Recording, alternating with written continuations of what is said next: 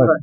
আজি অৰুণোদয় সেই আঁচনি মুকলি কৰা হৈছে। হয়, আজি আনুষ্ঠানিকভাৱে অৰুণোদয় ৩.০ মাননীয় মুখ্যমন্ত্ৰী ডাঙৰীয়াই সমগ্ৰ অসমতে আজি শুভাৰম্ভণি কৰিলে আৰু তাৰ লগত সংগতি ৰাখি আজি ৰাঙাপাৰা সমষ্টিটো আজি শুভাৰম্ভণি অনুষ্ঠান ইয়াতে অনুষ্ঠিত হ'ল ফুলবাৰী প্ৰেক্ষাগৃহত। মাননীয় মুখ্যমন্ত্ৰী ডাঙৰীয়াক পুনতে ৰাঙাপাৰা সমষ্টিবাসীৰ হৈ পেলাই ধন্যবাদ আৰু কৃতজ্ঞতা জনাবলৈ কাৰণে বিচাৰিছো।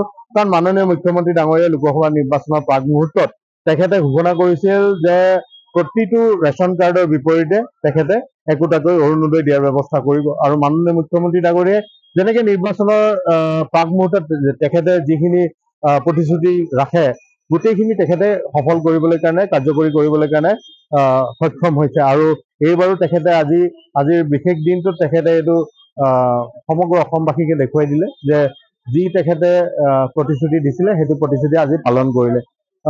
মোৰ সমষ্টিত প্ৰায় 10,000 ব্যক্তি আৰু নতুনকৈ তেওঁলোকে অৰুণোদয় পাবলৈ কাৰণে সক্ষম হ'ব আৰু ৰাঙাপাৰা সমষ্টি সঁচাকৈ এটা পিছপৰা সমষ্টি।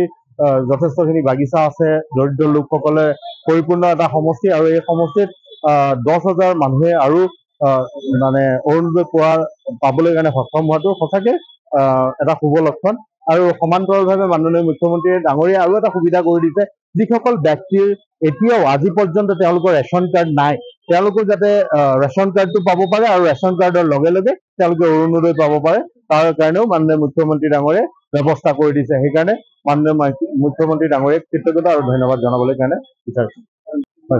আজি অৰুণোদয় সেই আঁচনি মুকলি কৰা হৈছে। হয়, আজি আনুষ্ঠানিকভাৱে অৰুণোদয় ৩.০ মাননীয় মুখ্যমন্ত্ৰী ডাঙৰীয়াই সমগ্ৰ অসমতে আজি শুভাৰম্ভণি কৰিলে আৰু তাৰ লগত সংগতি ৰাখি আজি ৰাঙাপাৰা সমষ্টিটো আজি শুভাৰম্ভণি অনুষ্ঠান ইয়াতে অনুষ্ঠিত হ'ল ফুলবাৰী প্ৰেক্ষাগৃহত। মাননীয় মুখ্যমন্ত্ৰী ডাঙৰীয়াক পুনতে ৰাঙাপাৰা সমষ্টিবাসীৰ হৈ পেলাই ধন্যবাদ আৰু কৃতজ্ঞতা জনাবলৈ কাৰণে বিচাৰিছো। কাৰণ মাননীয় মুখ্যমন্ত্ৰী ডাঙৰীয়াই লোকসভা নিৰ্বাচনৰ প্ৰাক মুহূৰ্তত তেখেতে ঘোষণা কৰিছিল যে প্ৰতিটো ৰেচন কাৰ্ডৰ বিপৰীতে তেখেতে একোটাকৈ অৰুণোদয় দিয়াৰ ব্যৱস্থা কৰিব আৰু মাননীয় মুখ্যমন্ত্ৰী ডাঙৰীয়াই যেনেকে নিৰ্বাচনৰ প্ৰাক মুহূৰ্তত তেখেতে যিখিনি প্ৰতিশ্ৰুতি ৰাখে গোটেইখিনি তেখেতে সফল কৰিবলৈ কাৰণে কাৰ্যকৰী কৰিবলৈ কাৰণে সক্ষম হৈছে আৰু এইবাৰো তেখেতে আজিৰ বিশেষ দিনটোত তেখেতে এইটো সমগ্ৰ অসমবাসীকে দেখুৱাই দিলে যে যি তেখেতে প্ৰতিশ্ৰুতি দিছিলে সেইটো প্ৰতিশ্ৰুতি আজি পালন কৰিলে। মোৰ সমষ্টিত প্ৰায় 10,000 ব্যক্তি আৰু নতুনকৈ তেওঁলোকে অৰুণোদয় পাবলৈ কাৰণে সক্ষম হ'ব আৰু ৰাঙাপাৰা সমষ্টি সঁচাকৈ এটা পিছপৰা সমষ্টি। যথেষ্টখিনি বাগিচা আছে, দৰিদ্ৰ লোকসকলে পৰিপূৰ্ণ এটা সমষ্টি আৰু এই সমষ্টিত 10,000 মানুহে আৰু মানে অৰুণোদয় পাবলৈ কাৰণে সক্ষম হোৱাটো সঁচাকৈ এটা শুভ লক্ষণ।